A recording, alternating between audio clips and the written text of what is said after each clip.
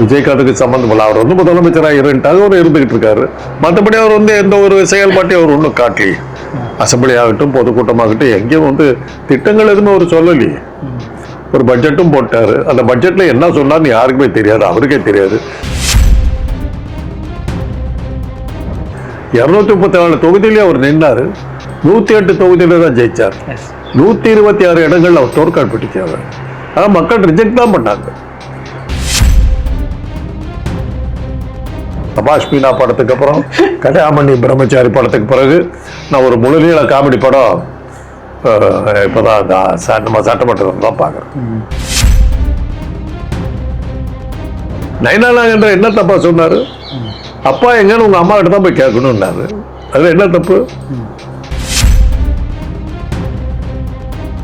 நேபாளினுடைய தலைநகர் காட்மாண்டு விட்டா அடுத்த இடம் எங்க தெரியுமா? நாமக்கல். நம்ம ஊர்ல இருக்கிற நாமக்கல் வந்து எங்க போக தெரியுமா? பர்மாவுக்கு. பர்மாவில் இருந்து காட்மாண்டுல இருந்து நாமக்கல்ல இருந்து பர்மா. இதுதான் ட்ரக் ட்ரையாங்கிள். ஒருத்தன் சொல்றாரு, அவருக்கு ரொம்ப வேலை இருக்குதான், அசம்பிளியில பதிலாம் சொல்ல மாட்டாராம், அவ்வளோ டைம் இருக்கு, அவ்வளோ பிஸியா இருக்காராம். சொல்றாரு. அதையும் நம்ம கேட்டுக்கிட்டு தான் உட்காந்துக்கிட்டு இருக்கோம். தைரியமா ஒரு மந்திரி சொல்றாரு, தெம்பு இருந்தா திராணி இருந்தா பேசுக பார்க்கலாங்கிறாரு. அதை ஒரு லைன் ஒன்று வச்சிருக்காரு அவரு. எதுக்கு எடுத்தாலும் தெம்பு இருந்தா திராணி இருந்தார்.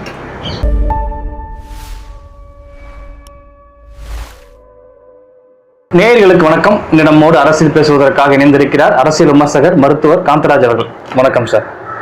முதலமைச்சர் விஜய் அவர்கள் ஆட்சி பொறுப்பேற்று 100 நாட்கள் நிறைவடைந்திருக்கு. 100 நாட்கள்ல தாவேக அரசோடைய செயல்பாடு எப்படி பாக்குறீங்க? ஏன்னா முதலமைச்சர் விஜய் என்ன சொல்றாரு அப்படின்னா, 100 நாட்கள் ஒரு யுகத்தின் மக்களுடைய மனசாட்சின்னு சொல்லியிருக்காரு. அந்த ஆட்சி எப்படி பாக்குறீங்க? யாருடைய மனசாட்சி? மக்களுடைய மனசாட்சி. அது என்னவோ தெரியாது. 100 நாள் முடிச்சதுக்கு அவருக்கு வாழ்த்துக்கள். 100 மணி நேரம் கூட தாங்க மாட்டாருனாங்க. 100 நாள் வரலும் ஓடிட்டாரு. அமித்ஷாவுடைய ஆதரவு இருக்கிறவங்க அவருக்கு வந்து பிரச்சனை எதுவும் கிடையாது. அவர் ஜாலியாக இருந்துகிட்டு இருக்கலாம், அவ்வளோதான். ஏன்னா ஆட்சி வந்து அமித்ஷாவை தான் நடத்துறாரு. விஜயகாந்துக்கு சம்பந்தம் இல்லை. அவர் வந்து முதலமைச்சராக இருந்துட்டாங்க, அவர் இருந்துகிட்டு இருக்காரு. மற்றபடி அவர் வந்து எந்த ஒரு செயல்பாட்டையும் அவர் ஒன்றும் காட்டலி. அசம்பிளி ஆகட்டும், பொதுக்கூட்டமாகட்டும், எங்கேயும் வந்து திட்டங்கள் எதுவுமே அவர் சொல்லலையே. ஒரு பட்ஜெட்டும் போட்டாரு. அந்த பட்ஜெட்ல என்ன சொன்னார்னு யாருக்குமே தெரியாது, அவருக்கே தெரியாது. அது உதயநிதி அழகா சொன்னாரு. இன்னைக்கு இருக்கிற இந்த அரசாங்கத்தை, இந்த சட்டமன்றத்தில் யார் அமைச்சர்னு அவங்க கட்சிக்காரர்களுக்கே தெரியல. யாருக்கிட்ட கேள்வி கேட்டால் எந்த மந்திரியை பதில் சொல்றாங்க, துறைக்கு சம்பந்தம் இல்லாதவங்களாம் பதில் சொல்றாங்க, முதலமைச்சர் பார்க்க முடியாது, வாயை திறக்க மாட்டேங்கிறாரு. அப்படி அதெல்லாம் தான் இந்த கமெண்ட்லாம் வந்துகிட்டு இருக்குது. மக்கள் பார்த்துக்கிட்டு இருக்காங்க. நீ ஜெயிச்சது எப்படின்னு தெரியும். அமித்ஷா நினைச்சாரு திராவிட இயக்கங்கள் கிட்ட இருந்து தமிழ்நாட்டை பிரிச்சு விட்டணும், அவங்க பிடியிலிருந்து பிடிச்ச கூட்டணும்னு நினைச்சாரு. ரஜினிகாந்தை கூப்பிட்டு பார்த்தா ரஜினிகாந்த் ஒத்து வரல. விஜயகாந்த் படுத்தோல்வி அடைஞ்சாரு. மக்கள் நல்லா கூட்டணி சரியா வரல. அதுக்கு பிறகு இவர் நல்லா வசமா மாட்டினாரு. ஒரு ரைடு விட்டாங்க. சொன்ன பேச்சை கேட்டுட்டு வந்து கட்சியெல்லாம் ஆரம்பிச்சு அவர் சொன்ன மாதிரிலாம் எழுதுனதெல்லாம் பேசி கொடுத்து பேசிட்டாரு. அதெல்லாம் கரெக்டாக தான் பண்ணிட்டு வந்தாரு. கொள்கை எதிரினாரு. இன்னைக்கு வரலாம் அவருடைய கொள்கை என்னன்னு யாருக்கும் தெரியாது. அப்புறம் பெரியாரை ஏற்றுக்கொள்கிறேன், பெரியார் கடவுள் மறுப்பை ஏற்றுக்கொள்ள மாட்டேன்னாரு. அதுவும் புரியல.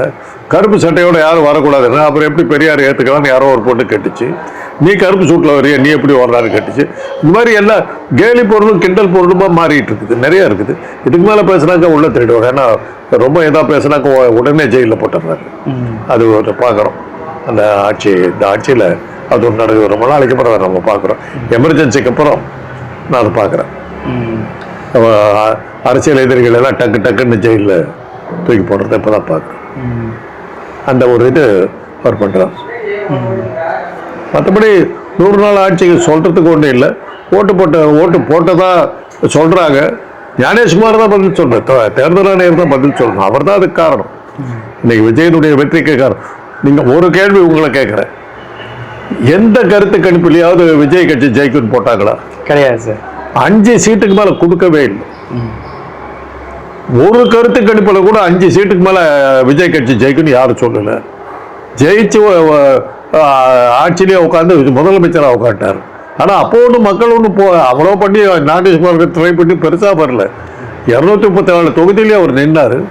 108 தொகுதியில தான் ஜெயிச்சார். 126 இடங்கள் அவர் தோற்காட்பட்டிருக்காரு. ஆனால் மக்கள் ரிஜெக்ட் தான் பண்ணாங்க. இவர் அப்புறம் வந்து எல்லாத்தையும் வேலை கொடுத்து வாங்கி எல்லாம் அந்த உதயசூரியன் சின்னத்தில் நின்றவங்கெல்லாம் அவங்க கூட்டணியில் இருந்தவங்களை தான் இவர் கூட்டம் வந்து இது நடத்திக்கிட்டு இருக்காங்க. அவருடைய ஆட்சின்னு சொல்ல முடியாது. அதில் யார் ஆட்சின்னு நம்ம சொல்ல முடியாது. ஒரு ராத்திரியில் மிச்சமெல்லாம் ஆனதெல்லாம் வச்சு வடகரைன்னு செய்வாங்களே, அந்த வடகரி ஆட்சி தான் நடந்துக்கிட்டு இருக்குது. மீண்டு போனதெல்லாம் வச்சு ஒரு அரசை வச்சு அதுக்கு அவருக்குன்னு ஒரு ஆதவரிச்சின்னு ஒரு ஆசாமி இருக்காரு. இவர் குழப்பினது போதாது, அவர் குழப்புற குழப்பு இன்னும் என்னால் மறக்க முடியாது. லாட்டரி சீட்டுக்காரர்கிட்ட 90 கோடி வாங்கினேன்னாரு. யார் கொடுத்தது கேட்டார் உதயநிதி. என் மாமனார். அப்புறம் அவர்கிட்ட போய் கேட்கறதானேன்னாரு. வாங்கினது நீ தானேன்னாரு. அப்போ நீ எந்த கட்சியில் இருந்தார்? உன் கட்சியில் இருந்தார். அப்போ என்ன நீ தான் பதில் சொல்லுன்னாரு. அதை என்னத்த பண்ணுறது, சிரிப்பு தான் வருது. அப்புறம் பேசிட்டு தெம்பு இருந்தால் திராணி இருந்தால் இந்த ரெண்டு வார்த்தைகளை வச்சுக்கிட்டு அதை பேசிக்கிட்டு இருக்காங்க. தெம்பு திராணி இருக்கிறதுனால தான் இவ்வளோ பெரிய பொய்ய சொல்லி மாட்டிக்கிட்டு உட்காந்துக்கிட்டு இருக்கிறேன். நீ அசம்பிளில் எந்திரிக்கும் போதெல்லாம் சிரிப்பாக இருக்குது. நல்ல நகைச்சுவை, நல்ல காமெடியாக தான் போயிட்டு 100 நாள் முழுநீள காமெடி படம். சபாஷ் மீனா படத்துக்கு அப்புறம் கல்யாமணி பிரம்மச்சாரி படத்துக்கு பிறகு நான் ஒரு முழுநீள காமெடி படம் இப்போதான் நம்ம சட்டமன்றத்தில் தான் பார்க்குறேன். 100 நாட்கள்ல வந்து 200 யூனிட் இலவச மின்சாரமா கொடுத்துருக்காங்க. சிங்கப்பெண் அதிரடிப்படை அமைக்கப்பட்டிருக்கு. தாய் மாமன் சீரு, அண்ணன் சீரு, இதெல்லாம் நீங்க திட்டங்களா ஏற்கனவே இருந்ததுங்க. தாய் வீட்டு சீதனம் சொல்லி திமுக ஆட்சியிலே கொடுத்துட்டாங்க. அதெல்லாம் அன்னைக்கு என்ன சொன்னாங்க, நீ கல்யாணம் பண்ணிக்கிட்டு வந்தீங்கன்னா உனக்கு கல்யாண சீரே கொடுக்குறோம், உனக்கு முதல் பிரசவத்துக்கு பணம் கொடுத்துட்றோம், குழந்தைக்கு பணம் கொடுக்குறோம். இதெல்லாமே திமுக ஆட்சியிலே வந்தது தானே. மறுபடியும் அதுக்கு பேரை சூட்டிக்கிட்டாரு, இவர் பேர் வச்சுக்கிட்டாரு. பழைய முந்தையில புதிய கல்லுன்னு சொல்றது கூட இல்லை. பழைய முந்தையில பழைய கல்லை தான் ஊற்றிருக்காரு. ஏற்கனவே இருக்கிற கல்லு தான் ஊற்றிருக்காரு. 1 லட்சம் கோடி முதலீடு நாங்கள் வந்து 100 நாள் இழுத்து எங்க யார் கொடுத்தா, யார் வந்தா? காந்தராஜ் நான் ஒரு இது மீட்டிங் நடத்தினேன். 2000 கோடி வந்தது. எங்க இருக்குது எனக்கும் தெரியாது, அவங்களுக்கும் தெரியாது. யார் கொடுத்தது என்ன கணக்கு, என்ன திட்டங்களுக்கு கொடுத்தாங்க, என்ன திட்டங்களை கொண்டு வர போற அந்த ஏதோ எவ்வளோ எத்தனை ஆயிரம் கோடி 1 லட்சம் கோடி அது கணக்கு சொல்லு. என்ன திட்டங்களுக்கா நீ கேட்ட, அவங்க என்ன திட்டங்களுக்கு கொடுத்தாங்க, எந்த கம்பெனில வந்து லிஸ்ட் கொடு. இன்னைக்கு ஒன்றும் கொடுக்கலையே. பத்திரிகையாளர்களே அலோவ் பண்ணி இன்னைக்கு ஒன்று ஒரு பத்திரிகையாளர்களை சந்திக்கவும் இல்லை, பார்க்க பேசவும் இல்லையா அவரு. என்ன காரணம் சார்? அதான் உதயநிதி சொல்றாரு. இதுக்கு மேல பேசுறா நான் வந்து தஞ்சாவூர்ல தான் இருந்தேன், தஞ்சாவூர் வந்து சென்னை கூட்டு வந்து கைது பண்ணி தஞ்சாவூர் கூட்டு போனாங்க. உங்களை என்ன சொல்றது? சிரிக்கிறாரு. ஒரு எதிர்கட்சி தலைவர் இப்போ அவங்கள பார்த்து சிரிச்சு கிண்டல் பண்ணாரு, பேசாம கேட்டுக்கிட்டு இருக்காங்க. இன்னும் எனக்கு புரியல. தஞ்சாவூர்ல இருந்த ஒரு சென்னைக்கு கூட்டிட்டு வந்து கைது பண்ணி தஞ்சாவூர் கூட்டு போறாங்க. அவரு அதான் சொல்றாரு, என்னையா நடக்குது, ஏதாவது புத்தியோட தான் நடந்துக்கிறீங்களான்னு கேட்கிறாரு. அது என்ன காரணத்துக்காக கைது பண்ணாங்கன்னு அவங்களுக்கும் தெரியல. இந்த நிமிஷம் வந்து உதயநிதியுடைய கைதுக்கு காரணம் எதுவுமே சொல்லலையே அவங்க. அதை விட படுமோசமா பேசணும்தான் சொல்றாங்க. நயினார் நாகேந்திரன் என்ன தப்பா சொன்னாரு? அப்பா எங்கன்னு உங்க அம்மா கிட்ட தான் போய் கேட்கணும்னாரு. அது என்ன தப்பு? உடனே அது ஒரு கூட்டம், உங்களாட்ட ஒரு கூட்டம் கேவலமாக பேசி விட்டார். அம்மா கிட்ட போய் கேளுங்கிறது தப்பா? கைது பண்றாங்க, நாகேந்திரன் கைது பண்ண மாட்டாங்க. பாஜக கொண்டு பயந்துக்கிறாங்க. அது அமித்ஷா முதலாளி கட்சி, அதை ஒன்றும் பண்ண முடியாது. அதான் காரணம். இப்ப தாவேக அரசு ஆட்சி பொறுப்பேற்ற 100 நாட்கள்ல 300க்கும் மேற்பட்ட கொலைகள் நடந்திருக்கு. 150க்கும் மேற்பட்ட பெண்கள் மீதான வன்முறை வந்து நடந்திருக்கு. சட்ட ஒழுங்கு வந்து இவ்வளவு வந்து கேள்விக்குரிய காரணம் என்ன சார்? இல்ல அதெல்லாம் நம்ம வந்து பேச முடியாது. காரணம் என்னன்னா, இன்னைக்கு சமூக இது வந்து பார்வையே மாறி போச்சு. ஆணும் பெண்ணும் பல இடங்களில் சேர்ந்து இருக்கிறதுக்கான வாய்ப்புகளை நம்ம கிரியேட் பண்ணியிருக்கோம். நீங்க காலையில இது பீக் ஹவர்ல ஆஃபீஸ் நேரத்தில் அப்படியே வண்டி எடுத்துட்டு போனீங்கன்னா பஸ் ஸ்டாப்பில் நிற்கிற ஒவ்வொரு பஸ்ஸுக்காக காத்துக்கிட்டு இருக்கிறதெல்லாம் பூரா பெண்கள் தான் நிற்கிறாங்க, ஆண்களே இருக்கிறது இல்லை. ஆண்கள் படிக்க வர்றாங்களா இல்லையானே தெரியல. நான் ஒரு பொறியியல் கல்லூரியில் வேலை பார்க்குறேங்க. பொறியியல் கல்லூரியெல்லாம் வந்து ஆண்கள் தான் படிச்சுக்கிட்டு இருந்தாங்க ஒரு காலத்தில். என்னுடைய துறையில் 60 பெண்கள் 10 ஆண்கள். எங்கே போனாங்க பெண்கள் ஆண்கள்னு தெரியல. யார் பொறியியல் கல்லூரிக்கே வர மாட்டேங்கிறாங்க, படிக்க வர மாட்டேங்கிறாங்க, வேலைக்கு வர மாட்டேங்கிறாங்க. அது ஒரு மா சுப்பிரமணியம் அவர்கள் நடத்தின ஒரு மீட்டிங்கில் நான் பேசுகிறேன். ஆண்களையும் கொஞ்சம் கவனிங்க. பெண்களுக்கு இப்போ இலவச பஸ் கொடுக்குறீங்க, பெண்களுக்கு 1000 ரூபாய் கொடுக்குறீங்க. பெண்களுக்கு என்னென்னமோ படிப்பு புத்தகத்துக்கு கொடுக்குறீங்க, கல்யாணத்துக்கு கொடுக்குறீங்க, எல்லாம் கொடுக்குறீங்க. ஆனால் இருக்க நான் என்னையா பண்ணேன், எனக்கு என்ன கொடுக்குறீங்கன்னு கேட்டேன். பொண்ணு பார்க்கறதுக்கு போயிட்டு இருந்தாங்க அந்த காலத்தில். பொண்ணுக்கு மாப்பிள்ளை பார்க்கறதுக்கு மாப்பிள்ளை வீட்டுக்காரருக்கு வந்து பொண்ணை வந்து பார்த்துக்கிட்டு இருந்தாங்க. இன்னைக்கு வந்து பொண்ணு வீட்டுக்காரருக்கு வந்து மாப்பிள்ளையை பார்க்குறாங்க. நல்லா சமைப்பாரா, வீட்டு வேலை பார்ப்பாரான்னு. அது மாதிரி ஆகிப்போச்சு. கேட்டுட்டு சொல்லான்னு சிரிச்சாங்க. அந்த அளவுக்கு போயிடுச்சு. அதனால அதை வந்து நீங்க வந்து ஆணையம் பண்ணி ஒரே இடத்துல சேர்த்து, நான் ஒரு பெண் என்னுடைய கல்லூரி என்னுடைய டிபார்ட்மெண்ட் மாணவியை வந்து ஒரு பையன்கிட்ட ஓவரா இருந்துட்டு இருந்தது. பார்த்தோன்னே கூப்பிட்டு அமைச்சா வந்தது. என்ன அந்த பையன்கிட்ட ஒரு வகைத்தொகை இல்லாமல் போயிட்டே இருக்கிறேன், ஒரு லிமிட்ல வச்சுக்க மாட்டியா, பழகிறேன் லவ் பண்றதெல்லாம் வேற விஷயம், தூரம் இல்லை. உடல் வந்து உடலை பறி கொடுத்துட்டீங்கன்னா போச்சு, ஜாக்கிரதை. பெண்ணுக்கு தான் தண்டனை, ஆணுக்கு ஒண்ணுமே கிடையாது, ஜாக்கிரதை. என்ன எல்லாத்தையும் கேட்டுட்டு ரொம்ப காலத்து ஆசாமின்னு நல்லா தெரியுது சார், இந்த காலத்தில் இதெல்லாம் ஒன்றும் இல்லை சார், அதெல்லாம் தெரியாது, நான் டிபார்ட்மெண்ட்டுக்கு ஹெச்ஓடி, நாளைக்கு உங்கள் அப்பா அம்மா வந்து கேட்டாங்கன்னு நான் பதில் சொல்லணும், உங்கள் அப்பா அம்மா கூப்பிட்டு வந்து கேட்டால் அவங்க அப்பா அம்மாவோட சொல்கிறேன், இந்த மாதிரி இந்த பையனோட ஆடுது என்னன்னு பார்த்துங்கன்னு. நீங்களாம் சார் அந்த காலத்து மாதிரி இருக்கீங்க, இதெல்லாம் இன்னைக்கு அதெல்லாம் யாரும் கவலைப்படுறது சார், அப்பா அம்மா. அப்புறம் எங்கே பேசுறது? அப்படி இருக்கும்போது வந்து பல பாலியல் தொல்லைகள் வருது, அது இது இல்லைன்னு பத்திரிகைகளுக்கு செய்தியாக இருக்குது ஒழிய சமூகத்தில் அது பெரிய பயங்கரத்தை ஒன்றும் உண்டாக்கலையே. மக்கள் யாரும் அதுக்காக புரட்சி பண்ணிக்கிட்டு நிற்கலையே. எலக்ட்ரிசிட்டி வரல, தண்ணி வரலன்னா நிற்கிறாங்களே ஒழிய பெண்ணை பாலியல் பண்ணான்னு யாரும் வந்து கூட்டம் நிற்கிற மாதிரி தெரியலையே. சமூகம் மாறி போச்சுங்க, சமூகம் மாறி போச்சு.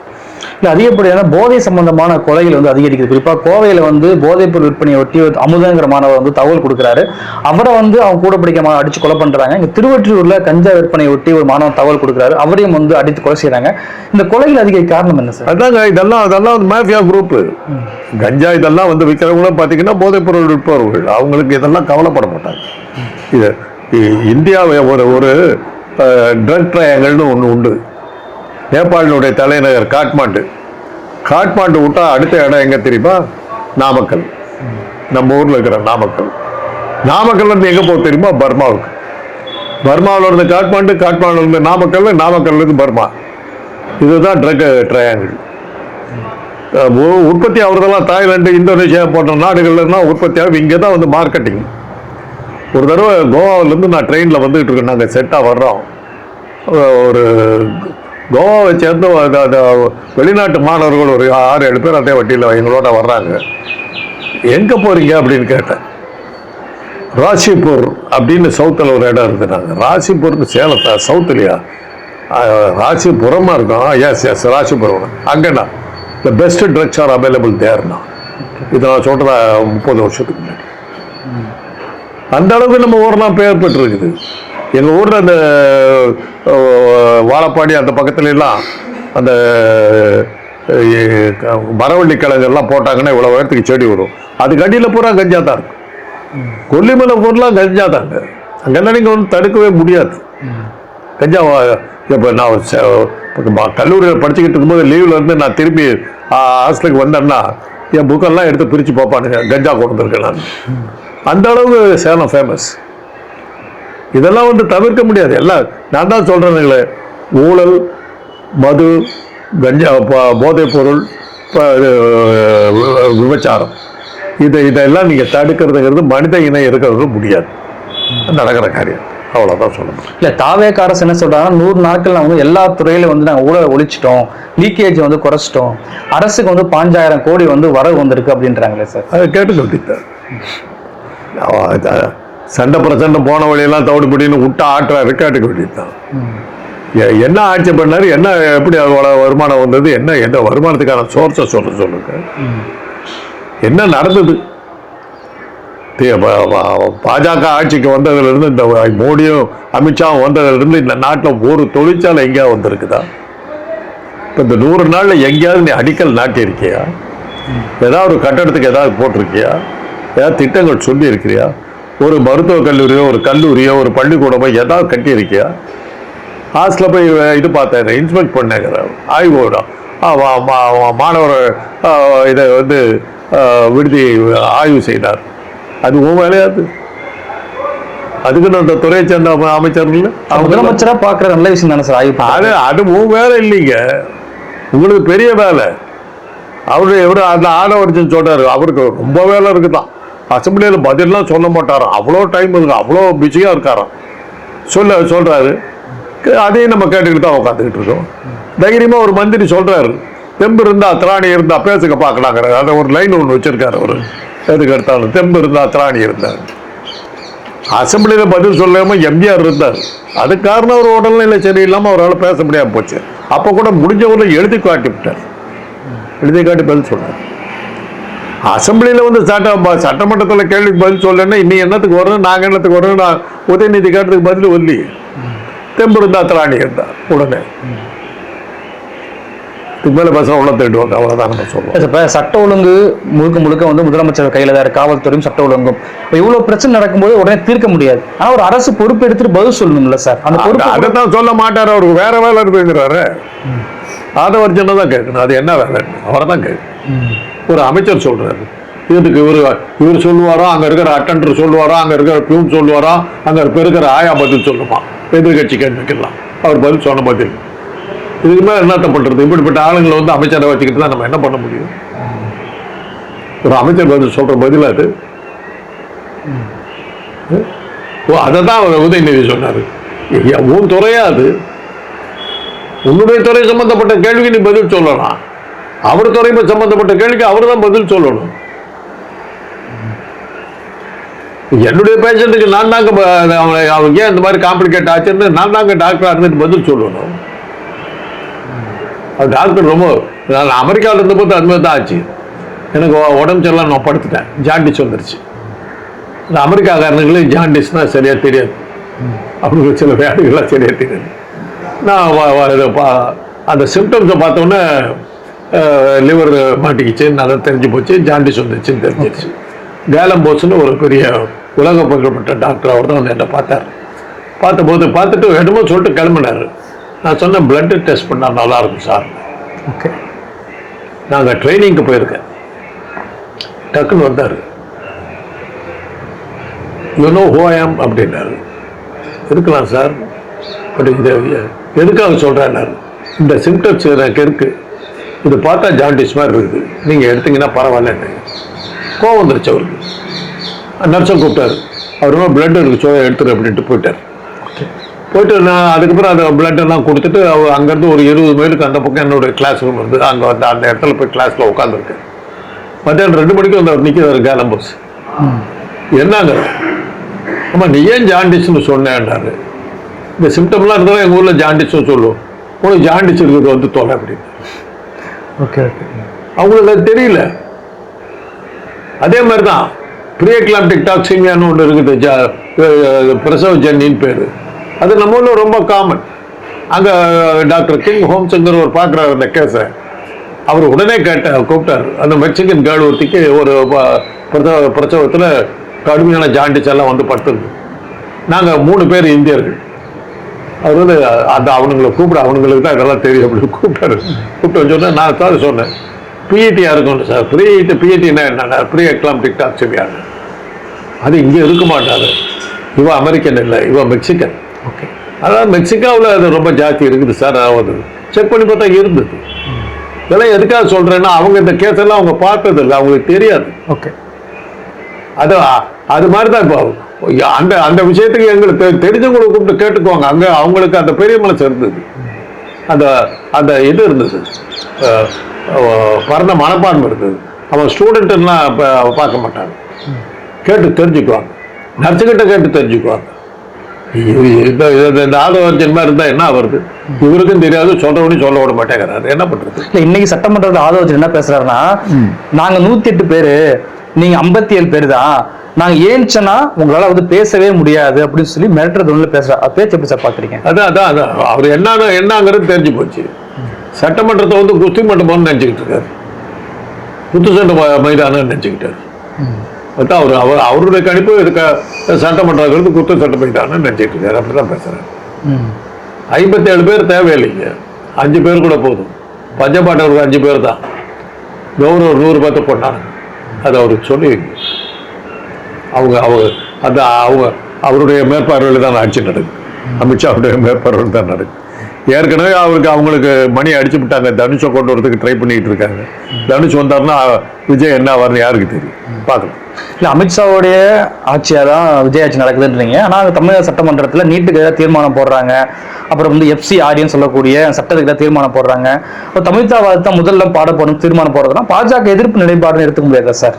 அது எதிர்ப்பு நிலைப்பாடுங்கிறதெல்லாம் இதெல்லாம் சாதாரண விஷயங்க. தமிழ் தாய் வாழ்த்த 30ஆவது தடவை கூட பாடலாங்க. இப்போ இந்திரா காந்தி இவர் அந்த மந்திரி சபையில் வந்து 10ஆவதா 15ஆவதாவோ தான் இருந்தார். அவர் லால் பகதூர் சாஸ்திரி இறந்த உடனே இந்திரா தான் பிரைம் மினிஸ்டராக வந்தார். 15ஆவது இடத்துல இருந்தார்.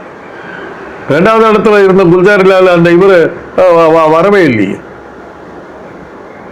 அது இடத்தை பொறுத்தது இல்லை, உங்கள் சாமர்த்தியத்தை பொறுத்தது. தமிழ் தாயை நீங்கள் ஒன்றும் காப்பாற்ற வேண்டிய அவசியம் இல்லைங்க. நீங்கள் பிரமிடில் பார்க்குறோம், பிரமிட் தான் மனிதர்களால் கட்டப்பட்ட முதல் இது சின்னம். மனிதர்களால் உருவாக்கப்பட்ட முதல் சின்னம் 8000 வருஷத்துக்கு மேலே ஆகுது. உள்ளே பார்த்தாக்கா இருக்கிற பழமையான அந்த பிரமிடில் வந்து தமிழ் எழுத்துக்கள் இருக்கு. தமிழ் அவ்வளோ பழமையானதுங்க. பிரமிட்டுக்குள்ளாரியே தமிழ் எழுத்து இருக்குதுன்னா அது எவ்வளோ பழமையாக இருக்குது. அதை வந்து தமிழ் தாய் வாழ்த்து இவனுக்கு 3ஆவதுல பாடுறதுனால கெட்டு போகுது. கல் தோன்றி மண் தோன்றா காலத்தே முன் தோன்றி மூத்த தமிழுங்க. அது எல்லாம் முடிஞ்சு போச்சு. தொல்காப்பியருடைய காலம் என்னன்னு தெரியாது. 5000 ஆண்டுகளுக்கு முற்பட்டதுங்கிறான். பிரமிட்ல வந்து தமிழ் எழுத்துக்கள் இருக்குதுங்கிறான். அதனால் அதெல்லாம் இருக்குது. முதல் மனிதனே வந்து லெமூரியா கண்டத்தை சேர்ந்த திராவிடர்கள் தான் அப்படிங்கிறாங்க. அப்படியெல்லாம் நமக்கு இருக்கும்போது இவனுங்க இந்த பானிபூரி விற்கிற பசங்க வந்து இது சட்டம் பண்ணலனாக்கா தமிழ் கட்டு போதா? வேலை இல்லை, விடுங்க பார்க்கலாம். ஓகே சார், இவ்வளோ நேரம் நிகழ்வு கலந்து கொண்டு பல்வேறு கருத்து இருப்பேன். நன்றி சார்.